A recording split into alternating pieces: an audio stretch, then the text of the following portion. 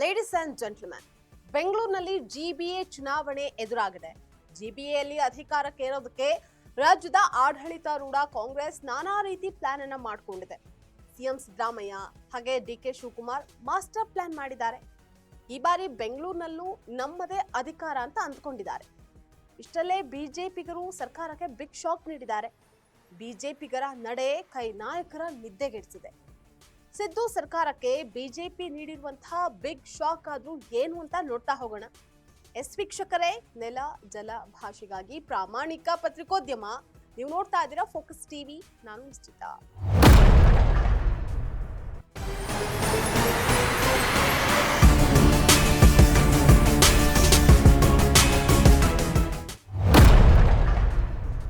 ಬೆಂಗಳೂರಿನಲ್ಲಿ ಹಲವಾರು ವರ್ಷಗಳ ಬಳಿಕ ಚುನಾವಣೆ ನಡೀತಾ ಇದೆ.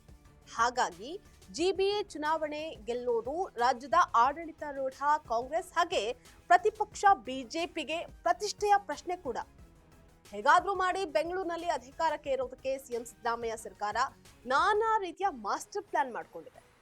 ಬೆಂಗಳೂರು ಉಸ್ತುವಾರಿ ಸಚಿವರು ಆಗಿರುವಂತಹ ಡಿಸಿಎಂ ಡಿಕೆ ಶಿವಕುಮಾರ್ ತಮ್ಮದೇ ಆದಂತಹ ತಂತ್ರಗಳನ್ನ ಅನುಸರಿಸ್ತಾ ಇದ್ದಾರೆ. ಈ ಬಾರಿ ಬೆಂಗಳೂರಿನಲ್ಲಿ ನಮ್ಮದೇ ಆಡಳಿತ ಅಂತ ಕೂಡ ಅಂದ್ಕೊಂಡಿದ್ದಾರೆ. ಈಗಾಗಲೇ ತಮ್ಮ ಬೆಂಬಲಿಗರೊಟ್ಟಿಗೆ ಚರ್ಚೆಯನ್ನ ಮಾಡಿ ನಾನಾ ರೀತಿಯ ತಂತ್ರಗಳನ್ನ ಮಾಡಿಕೊಂಡಿದ್ದಾರೆ. ಹೀಗೆ ಡಿಕೆ ಶಿವಕುಮಾರ್ ಅವರು ಬೆಂಗಳೂರಿನಲ್ಲಿ ಪಾರುಪತ್ಯ ಸಾಧಿಸಿರೋದನ್ನ ಪ್ರತಿಷ್ಠೆಯಾಗಿ ಪರಿಗಣಿಸಿದ್ದಾರೆ.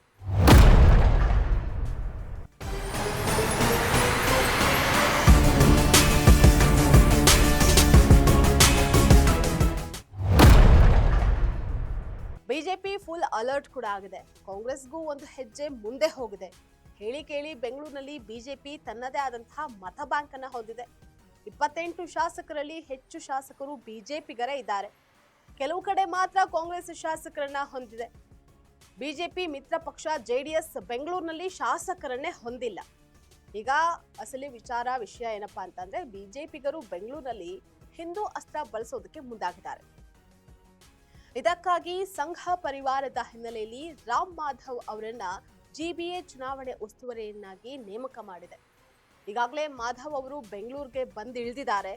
ಸಹ ಉಸ್ತುವಾರಿಗಳಾದ ಸತೀಶ್ ಪೋನಿಯಾ ಮತ್ತು ಸಂಜಯ್ ಉಪಾಧ್ಯಾಯ ಅವರೊಟ್ಟಿಗೆ ಬಂದಿರುವಂತಹ ಅವರು ಬಿಜೆಪಿ ರಾಜ್ಯ ನಾಯಕರಿಂದ ಮಾಹಿತಿಯನ್ನು ಸಂಗ್ರಹ ಮಾಡಿದ್ದಾರೆ.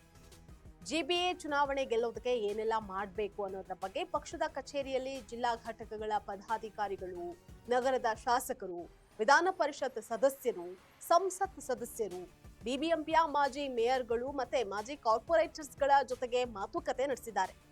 ಸಭೆ ಕುರಿತು ಮಾತನಾಡಿದಂತಹ ವಿಧಾನಸಭೆ ವಿರೋಧ ಪಕ್ಷದ ನಾಯಕ ಆರ್ ಅಶೋಕ್, ರಾಜ್ಯದಲ್ಲಿ ಕಾಂಗ್ರೆಸ್ ಆಡಳಿತ ಇದ್ದು ನಾವೇ ಗೆಲ್ತೀವಿ. ಈಗಾಗಲೇ ಸರ್ಕಾರದ ವಿರುದ್ಧ ಬೆಂಗಳೂರಿಗರು ಸಿಟ್ಟಿಗೆದ್ದಿದ್ದಾರೆ.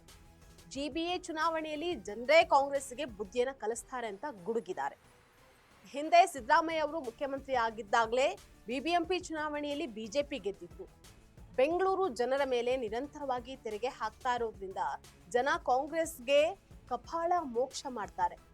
5 ಪಾಲಿಕೆಯನ್ನ ಗೆಲ್ಲುವಂತಹ ಸಂಬಂಧಪಟ್ಟಂತೆ ತಂತ್ರಗಾರಿಕೆಯನ್ನ ಮಾಡ್ತಾ ಇದ್ದೀವಿ ಅಂತ ಹೇಳಿದ್ರು. ಒಟ್ಟಾರೆ ಬೆಂಗಳೂರಿನಲ್ಲಿ ಪಾರುಪತ್ಯ ಸಾಧಿಸೋದಕ್ಕೆ ಬಿಜೆಪಿ ನಾನಾ ತಂತ್ರಗಳನ್ನ ಮಾಡ್ತಾ ಇದೆ. ಆದ್ರೆ ಆಡಳಿತಾರೂಢ ಕಾಂಗ್ರೆಸ್ ಮಾತ್ರ ಸೈಲೆಂಟ್ ಆಗಿರೋದಕ್ಕೆ ಸಾಧ್ಯನಾ ಅನ್ನುವಂತಹದ್ದು ಸದ್ಯದ ಪ್ರಶ್ನೆ.